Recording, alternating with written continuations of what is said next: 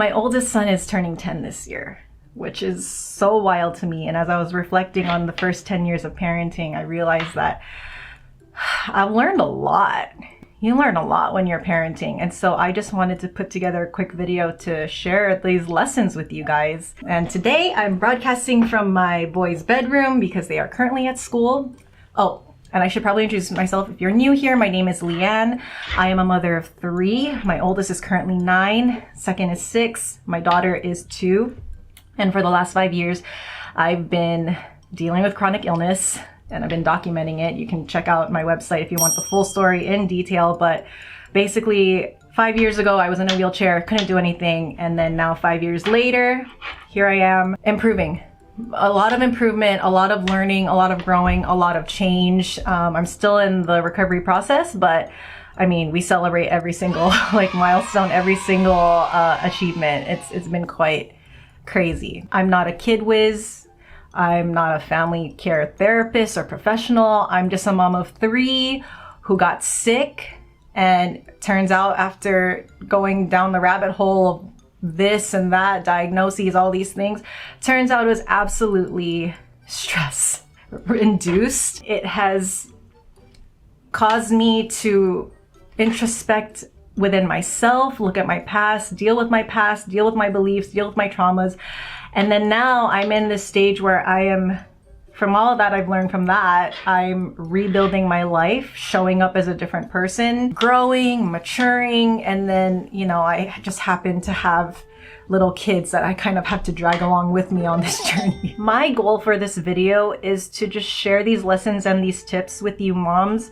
If you're feeling super stressed out, and overwhelmed by all of the demands and responsibilities of being a parent to young children, because it is, let's be real here, it's a really demanding time. And I just want to share these lessons to help you mitigate your stress, because we don't need any more rise in cortisol. We want to be relaxed, we want to be healed, we want to be whole, and we want to offer that to our children as well, because we just all want to be happy, we just all want to be healthy and relax and enjoying each other and loving each other and all that. So this is why I want to share this video. So let's get into it. Lesson number 1, you have to change your perspective on parenting itself. AKA, you have to get present. And so what I mean is we have to stop thinking of parenting as a job. The truth is that parenting and these little humans that have been given to us, that we have been blessed with, they're blessings. So we have to treat them as such. Society likes to teach us that parenting is something that we do, parenting is this job.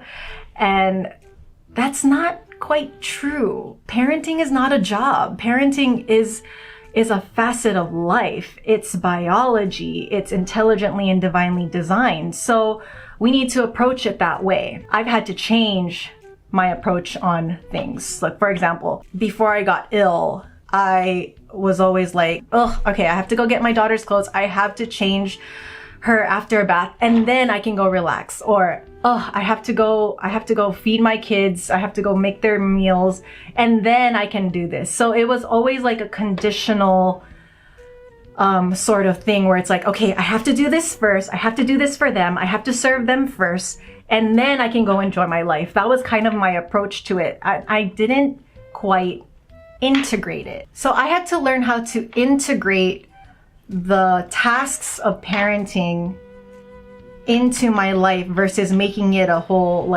conditional thing where it's like, let me do this thing for them so that I can enjoy the rest of my evening. Things like that. So for example, my old approach would be like, I have to go get clothes for my child after their bath, and then I can sit down and relax and enjoy a show or whatever. But now I just integrate that task into my brain. So I just say, I am going to get my kids clothes after their bath. Period. There's no and then I can do this, and then I can do this. You know what I mean? Because that means you're always thinking about the future. You're always thinking about how you're not doing something that you rather do or that you want to do or things like that. By integrating these things that we have to do for our children, like giving them a bath or making them food, all these, tons of tasks that we have to do to, you know, support them, keep them alive, you know? It's much easier if you just get present with it. So removing the, and then I can do this, and then I can, you know, go on my computer, and then I can go on my phone. Let me do this, and then I can go, you know what I mean? So if I just say, all right, I'm gonna make the kids food, period. Stay present. Don't think any further than that. Just stay present. And I promise you that when you start doing this, you'll be amazed at how much you're actually not present and how much you're thinking about how you don't want to be in this moment doing this thing. Stay present. Number 2, create a system to empower your kids and streamline your life. My husband has always wanted to like create these to-do lists for our kids so that they know exactly what they have to do after school. They know exactly when wind down time is. He wanted structure, and he was trying to get me on board to do this for years. But I was always kind of resistant and reluctant because the way that I grew up, if you've heard my stories, if you follow my stories, my dad was like an absentee dad, and he was a heavy meth user, and he was in and out of jail and in and out of jobs and in and out of the house. He was like not there. And my mom was a workaholic. She had to. She was essentially a single mom, and she wasn't there, and she didn't have the emotional capacity to kind of handle me and my sisters. And again, everyone was doing the best that they can. It was literally survival mode. So there's no like blaming. There's no, believe me, I've gone through the gambit of this, and this is just how it is. This is just the matter of fact what happened. Having said that, I was like so proud of the fact that I thought I had so much flexibility because we didn't really have parental supervision. We didn't really have direction. We didn't have to-do lists to meet. I thought I was free as a kid. And then I remember thinking I had classmates who like, they had a strict bedtime. They had strict tasks that they had to do. They had to do their homework, you know, all these things. And I remember thinking like, oh, that's sad. Like how awful, like you can't just do what you want. But now as an adult, I'm understanding now that it wasn't that it was rigid. I'm understanding now that I grew up without this sense of structure or routine or anything like that, that what it actually was doing for me was instilling aimlessness. Like I didn't know what I was working towards. I didn't know what was expected of me. It made me walk on eggshells all the time because I didn't know if I was going to be berated. Like I didn't know if today my mom would come home and she would be so stressed out because she's working so many, you know, she's like killing herself working through like 2-3 jobs trying to pay the bills and things like that. I didn't know if she was gonna come home and be like berating me for not sweeping or mopping the floor one day, or maybe I did sweep or mop the floor, but then she actually wanted the dishes done that day. Like there was no structure, so it was like constantly walking on eggshells.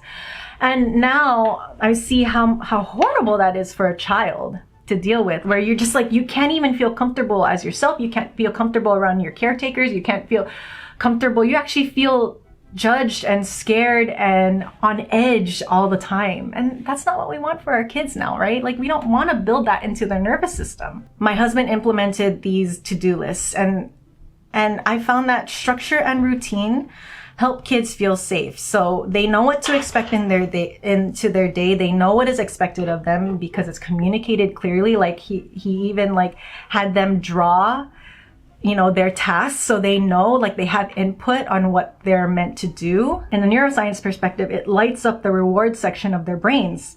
And this works particularly well with young boys because boys' brains are naturally wired in this action, result, rewards kind of wiring. Like I'm not a neuroscientist, but I see this happening with my kids. Like for them to check off, like to know exactly what is expected of them, to check off when they get something done, and then they go boom, boom, boom, boom, boom. You can see that it encourages them and it energizes them, and they just want to keep knocking down all these tasks. And it's kind of a beautiful thing. Like they're getting so much done, and they're doing it on their own. And yes, it's structured and guided, but you can see that it's building their confidence, which is kind of amazing.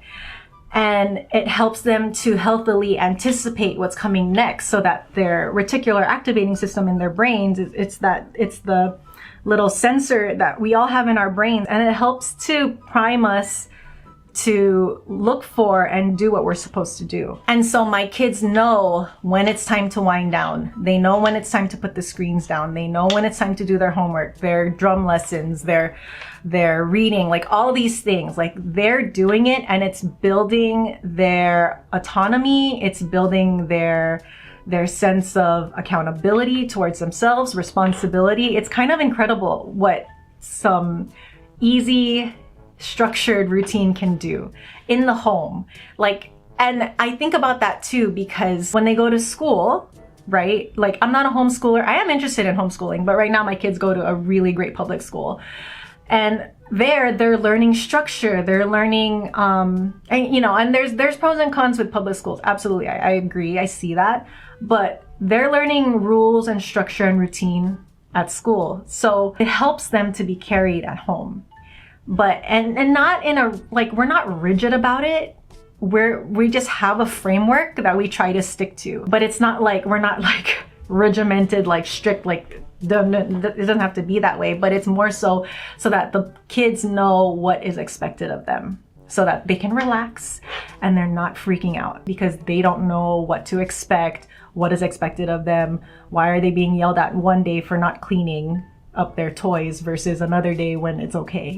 Things like that. It keeps things consistent and it keeps things relaxed. And another thing I've noticed since implementing this to-do list, this simple to-do list system, is that it minimizes the lull time. Since the kids are tasked with what to do, they knock them out really quickly, and then they find out that, oh, they have like all this time left over to do whatever they want. So then they'll naturally add more activities that they want to do to their plate. So they like to write books. They like to create comic books. Right now, my middle child, he's totally into creating spunky paper crafts. Like, they create content for their YouTube channel, which, by the way, follow them. Shameless plug for Gamer CBTV. They have their little YouTube channel, their gaming channel out there. It's just like amazing how much time they're given back because they knocked out all the things that they need to do really quickly because it's now a game for them. And now they have all this time to create and do whatever they want to do. And my husband and I have this rule where we always tell the boys, we rather have you guys create more than you consume. So we're okay with them going on YouTube. Obviously, we're supervising it, but we're okay with them going on YouTube as long as they're spending the time mostly creating for their channel versus watching and consuming other people's stuff, because we're creators. Our brain was made to create. It's just a healthier way of living. Number 3, listen to learn. You just listen. You don't interrupt. And I find that you don't even necessarily have to understand the specifics of what they're talking about, but you just listen to learn what it is that they're trying to communicate to you. Like, what is the underlying topic that they're trying to share? I challenge you, try it. Just when they start talking to you, don't interrupt. Wait. And sometimes it'll feel really long because you'll find that you're so used to interrupting them because you're either doing something or you're just not present and you're not engaged. Just let them talk for as long as they want. Don't interrupt. And then catch those impulses where you want to interrupt them. Like, it is habitual. We are constantly interrupting these children.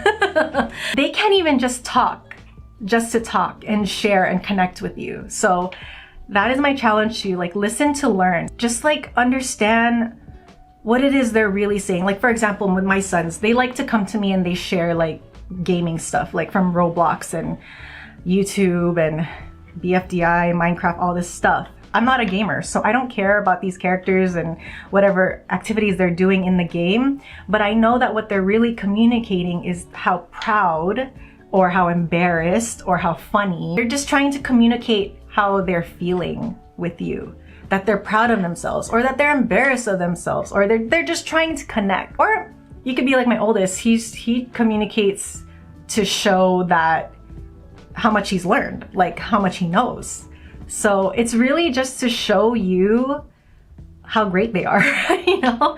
Like, that is what they're communicating, and they want that affirmed back to them and reciprocated back to them. So listen to learn, acknowledge and validate them, and just don't interrupt them. Just let them speak. Number 4, establish real boundaries. So on the flip side of number 3, where you listen to learn and you let them speak and you don't interrupt, you do also need to establish real boundaries. So for example, with my sons and their gaming, they love gaming. It's like their favorite thing. And while I do listen to them, I also communicate to them that they may need to share their gaming triumphs and their foils with other people who are gamers, like their dad. Their dad plays video games, and it's so fun. I find that so interesting. They love to share stuff with me versus him, even though I care nothing about gaming and my husband games. Like, I just find that so fascinating. They just want to connect that way. But I'm honest with them and I tell them, you know, I appreciate that you guys are sharing all this gaming stuff with me. I'm not a gamer. I don't know these characters. I don't play these games. So I may not be the right person to share these gaming things with. Like, you can share it with someone else who actually games. And being honest and establishing my boundary, you know, with them, and kind of like kindly and respectfully telling them, like, I don't care about your gaming stuff, so stop sharing with me. You know, like funnily enough, they respect that. And they appreciate that you're honest. And because I was finding myself, like, they would always share these things with me, and I would be like, I was finding myself getting stressed out, like irritable, because I didn't want to hear it. And so I realized, like, oh, that is a boundary that I can communicate with them, where it's like, I don't care about gaming. You can stop sharing the gaming information with me. Share it with each other or share it with your dad. You know? So, and that's been really helpful. Also, if you have multiple kids like I do, they love to talk to you at the same time. Like, I have 3 of them, and when one starts talking to me, the other comes, and it's just all at the same time. So I learned that I just have to focus, like creating a boundary. I literally just focus on one kid and I talk to the hand. I talk to the hand to my other kids, because they need to learn that I am not going to accept 3 voices speaking to me at the same time trying to share. No, they need to learn to wait. You're going to survive if you wait. So I have to, like, I focus on one kid, talk to the hand. Focus on the next, talk to the hand. Okay, he's done, focus on her, talk to the hand. Like, it's not being rude, it's boundaries. And your kids can handle it. You have to let them handle the disappointment of waiting and being patient and being, you know, all that stuff. It'll help them in the long run, because we're trying to turn down this people-pleasing thing, right? Even with our kids, you know, we're not here to please them. We're here to take care of them and raise them and help them grow and mature in emotionally mature, like mentally, all of it, right? So lock your doors. Like, it's so funny. I always see these pictures of moms, like, or even animated pictures of moms where they're like, I can't go to the bathroom. It's like a picture of them using the bathroom and then their kids are there, or like, you know, like, society loves to paint this picture of moms not being able to have time alone. And it's so easy to fall into that, but it's a lie. It's a lie. That's what locks are for. If you don't want your kid coming into your personal space, you don't have to let them in. Like, lock the door. Yes, they're gonna bang on the door, they're gonna scream, they might cry, they might tantrum, but what you are teaching them is, it is important to respect other people's spaces. Now, and I will caveat this by saying, you wanna make sure that if you do lock the door, you know that your kids are gonna be safe on the other side of it. You know, we wanna make sure that safety comes first, right? But it's totally okay. Like, I don't know, I feel like I have to tell you, like, you have permission to lock your doors. You know, if you need time alone, or if you need to go to the bathroom in peace, lock your door. It's fine. Don't feel guilty about it. That's the people pleaser in you that feels guilty about that stuff. No, you need to take care of yourself. You need your space. This is like a normal human thing. So yeah, lock your door. Everyone's gonna survive. It's fine. And this came to light because I realized that my oldest son had no boundaries. Because we had like an open door policy in our house. Like, our bathrooms were never locked. And at first I thought it was like for safety, right? Because, I mean, there is an element of that, especially when they're really young. You know, you want to make sure, you know, that you're watching them by yourself and all things like that. But when they get older, like my son, he would just barge into any room, even if it was closed. Like he would barge in the door, or if someone was like brushing their teeth at the bathroom sink, he would just like shove them away and like brush his teeth and like get that done with no like respect for anyone else's space. And that kind of alarmed me. I was like, oh snap, we need to establish boundaries here because my son does not know how to like respect other people's space. So yes, implement more closed door policies, because you have to teach your kids that they need to respect other people's space, especially yours, because there's like so much, like you need alone time. Oh, I'm getting ahead of myself. Number 5, on the flip side of establishing boundaries, you have to say yes to them more. There is nothing more defeating, right? I'm sure you can agree. There's nothing more defeating than to be told no all the time, right? If you're anything like me, I grew up thinking that I had the strictest mom in the whole world because I felt like everything I asked, like all my needs, was a no. Everything was a no. I want this toy. No. I want to do this. No. This is no. Like it is so defeating. Children need to hear yeses, Yes, there are boundaries, but also if you can say yes to them, say yes to them. They have to feel empowered. So for example, if you're working on something and they're asking you, oh, please come to the bathroom with me because I'm scared to walk down the hallway. Go. It's gonna take you, 5 seconds, a minute tops. Walk with them, Or if a kid is like, he wants this snack, say yes. They need to hear more yeses. So use your intelligence, use your intuition, and find those places where it's an easy yes. It's an easy yes for where you would instinctually in the past say no for no good reason. It's just a no because you weren't willing to, get up off the couch to walk with them to go get a snack from the kitchen. They just need to know that you have their backs and that you do care about them. And if it's like a quick task that if you just put your stuff down, whatever you're working on, 2 minutes, 5 minutes, 10 minutes, a couple seconds, say yes. More yeses for them. Number 6, you have to remember that kids are narcissists. This is neuroscience again. So from the ages of 0 to 7, kids are in this egoic, narcissistic stage. So everything is about them. And this is not a bad thing. This is how it's designed because this is a phase where they're supposed to be learning a sense of self. So their worlds do revolve around them. And we have to learn how to hold space for them and all of their emotions, even the uncomfortable ones, even the tantrums. We have to learn how to not be flustered and let them act the way that they feel like acting. Let them feel the things that they're feeling, because they're learning that these feelings and emotions are coming up and they're trying to decipher if it's okay or not. And the truth is, all emotions, even anger, sadness, rage, all this stuff, they're all okay. It's part of the human experience. And these emotions come up in order to be moved through the body, right? And to be released. It's a cycle, and the cycle needs to complete.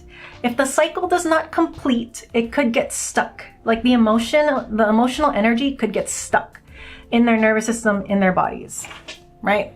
I'm speaking for myself. This is what I've been having to undo on this whole mind-body recovery journey from chronic illness. So unfortunately, due to reasons like societal pressures and expectations, we typically interrupt this emotion processing cycle. And we do this by saying things like calm down, or yelling at them to be quiet, telling them to stop, knock it off. And I'm not judging you if you do that. Hello, I still do that now. I catch myself doing it. But when you learn about the nervous system and the brain, these emotions come up because they need to be felt. These are organic emotions and emotional energy. They need to be felt so that they can be released. And it only takes about 90 seconds for them to feel this emotional energy and let it subside. And unfortunately for kids, especially between those ages 0 to 7, maybe even older than that, they don't know how to regulate their emotions. That's a mature adult thing. They need to co-regulate with a parent, meaning the parent needs to be able to stay there and be indifferent and compassionate towards them, hold the space for them to emote. For example, I was giving my 2-year-old a bath, and she was so pissed about taking a bath. She did not want to take a bath that day. And she had a full-on tantrum the whole time. And old Leanne would have been so flustered. I would have been so stressed. I would have been like, oh my God, like stop. This is so crazy, right? Freaking out because I didn't know how to regulate myself yet at that point. I'm practicing it now. So when she was doing that, I just kept quiet and I just kept soothing her. Like, I know you're mad. I know you're so pissed. You are so angry. You don't want to take a bath. I know. See how calming that is? Like, it was so calming for her. Where my mom, I'm getting flashbacks right now to my mom. Like anytime I had a tantrum, and I had a lot of tantrums. I'm a very empath, like sensitive person. And it was always met with shame and more yelling and, you know, and bless my mom. Like I understand. I totally get why she was that way, but it didn't help a kid. So I just like I let my daughter just cry, scream. And I didn't let it be about me because she was just emoting. She just needed this emotion to come out. And I just thought about how, man, she has been really well behaved lately. She hasn't cried in a long time.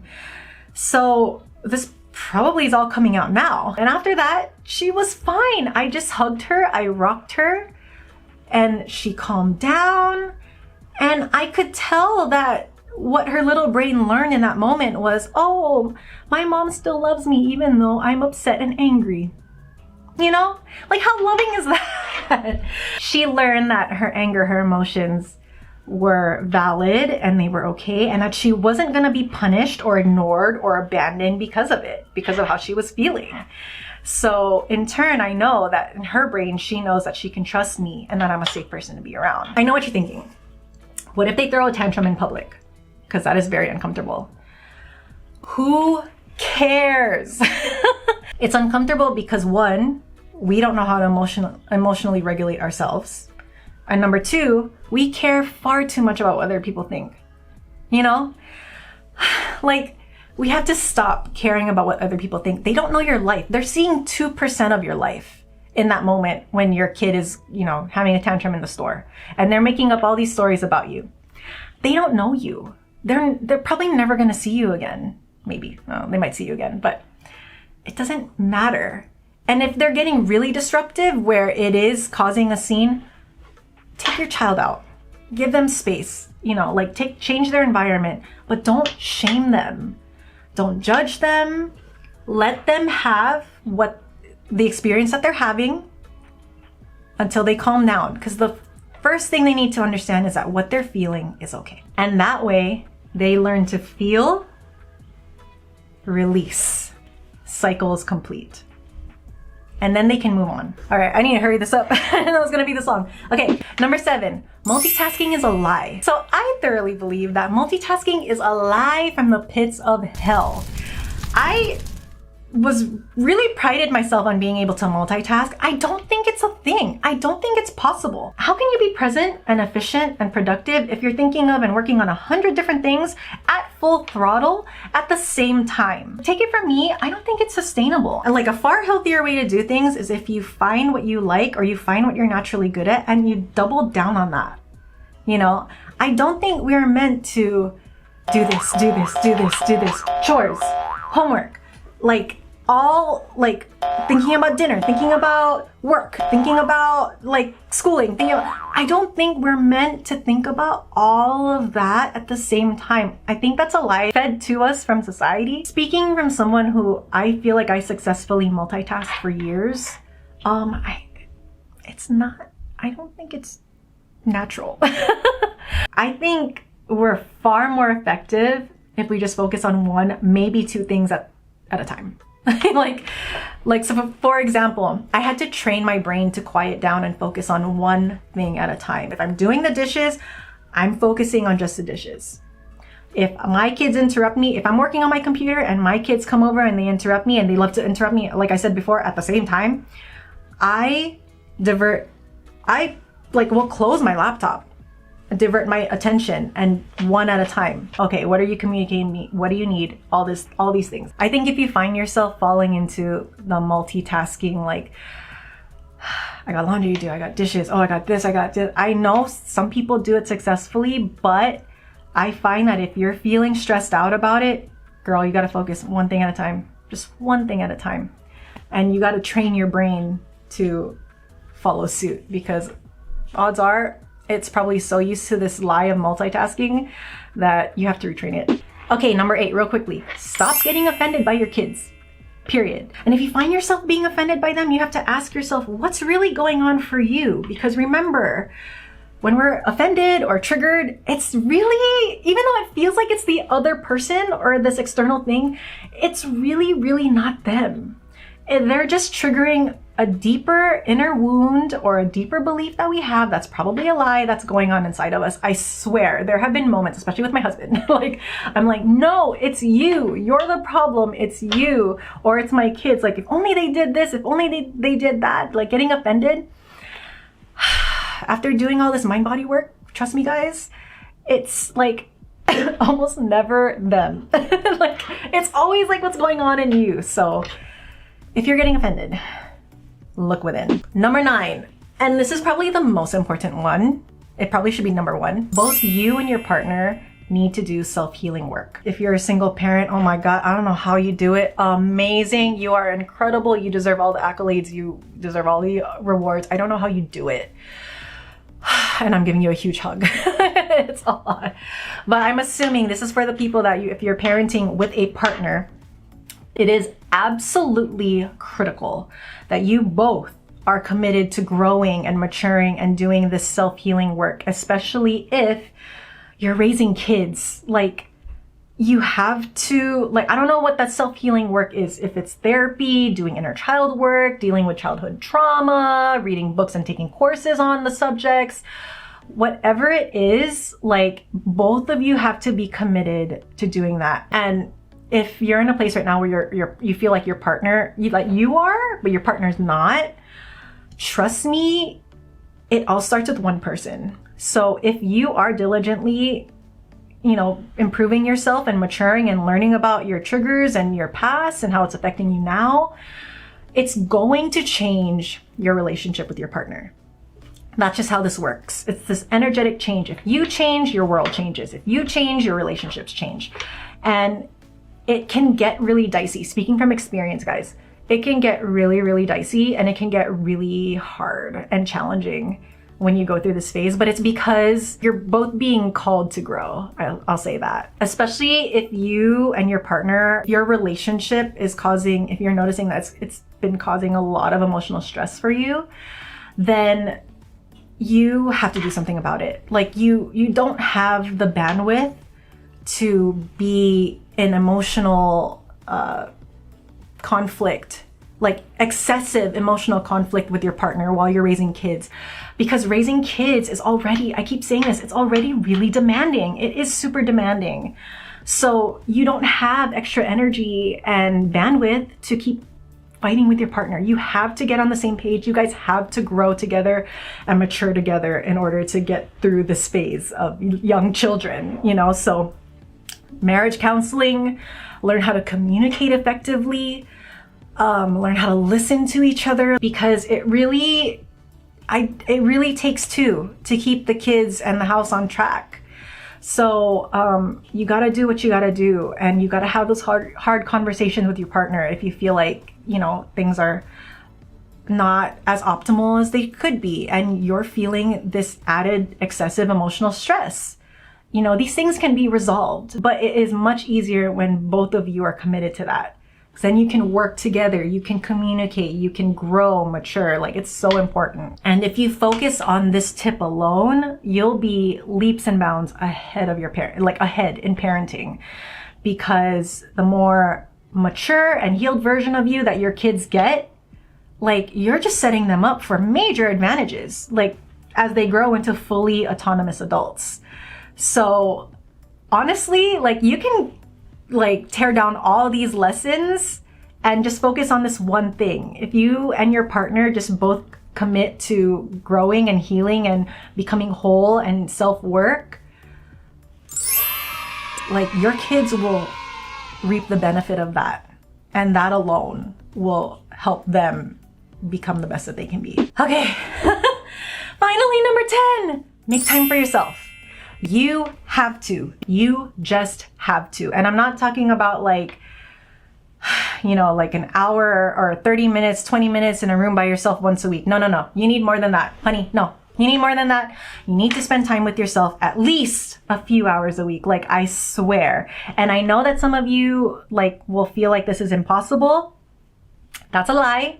It is possible and it is necessary. You have to make it happen, like your life and your health and your kids and your spouse, like all of that is dependent on you spending time with yourself. You need to slow down.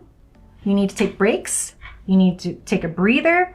You're absorbing so much energy with little kids and your spouse and your work and your friends and your church, like whatever. You are absorbing, especially if you are a highly sensitive empath, you're absorbing so much and you don't even realize it. Then you wonder like, oh, why am I feeling so stressed? Why am I feeling so drained? Why? There's a lot of reasons. But when you are a parent to young children, you are absorbing a lot. Like that is matter of fact.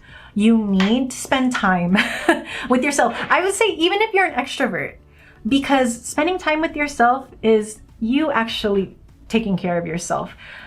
That's when you hear your voice, you know, or voice of God, whatever you want to do. Like that is your time, your silence, your solitude. That is where you recharge, like literally, like you are recharging like a battery. So if you're feeling drained, that just means you need to spend more time with yourself. Either being alone, like I love being alone, or like doing something that really lights you up. Like these videos, lights me up making these videos for you guys. It is vital that you decompress because you are serving. Your mind is thinking, right? You're like, even if you're not multitasking anymore, your brain is still going boom, boom, boom, boom, boom, boom. Like one thing after another, because that's just how this season of our lives work. So it is vital that you decompress. It is so important for you to just see. Do you feel that? Just relax. Silence. Be alone. So for me personally, what did that look like? I had to start asking my husband to kind of step up a bit and start taking the kids out with him so that I could stay home. I started saying no to social gatherings. I stayed home from church just so I could have that time alone because, you know, I don't really have a lot of that time alone. I don't regret any of that. Like I'm saying no to other things right now so I can say yes to me. And this is what's needed right now. And I know it's not forever. Like this is just a temporary thing. When I'm probably out of this demanding season of my life, I'll be out there again. I'll do these things. But my main point is, it is okay. I am giving you permission to say no to things, to be alone, spend time with yourself so that you can recharge, so that you can get to know yourself again. You know, spend time with yourself. It's your life. So, and it's your one life. Like, you have to take care of yourself. You have to put yourself first, especially if you're feeling excessively stressed. That just shows you really need to do things for you. So as you can see, like, these are very nuanced lessons. You have to say yes to them more, but you also need to establish boundaries. That's what I've learned. I guess the one word that I would say that kind of take away from my first 10 years of parenting children is that it's just very dynamic. You're gonna learn, you're gonna fail, you're gonna feel like you got it, then you're gonna feel like you're not.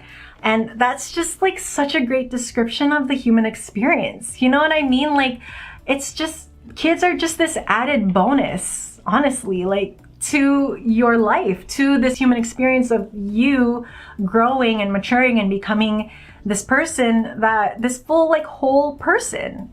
And they're great catalysts for you to get there. because it's so out of your control, honestly. Like, you can only control so much, which is important, right? Like, this is where boundaries come in. But at the same time, you have to be able to let go, and you have to be able to be flexible and be open. And yeah, so it's quite a journey. It's quite an experience. And I don't know everything. I mean, I've only been a parent for 10 years. I'm sure if an older parent who's been parenting for 30, 40 years, they're watching this video and they're like, oh, she's in that phase. Yes, like, these are just compounding experiences, compounding lessons that, you know, we move through as humans. Like, this is life. This is how it goes. These are the things that I found to be very, very helpful implementing in this particular season of my life so far.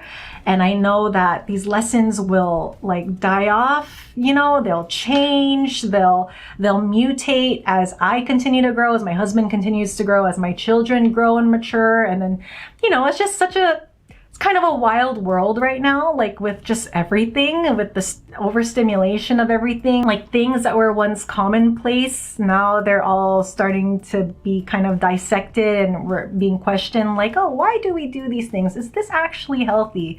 Like, systems are crumbling, you know, like, it's a very kind of volatile time right now. So, but you know, that's life, right?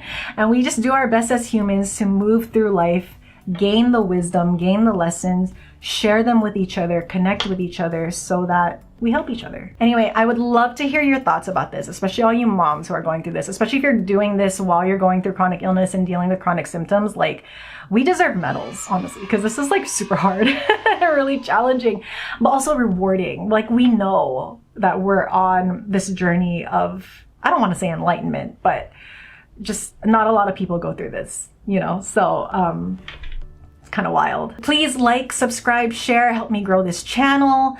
I would love to hear your comments, your thoughts below. Also, I just added on my website a section in the YouTube section of my website.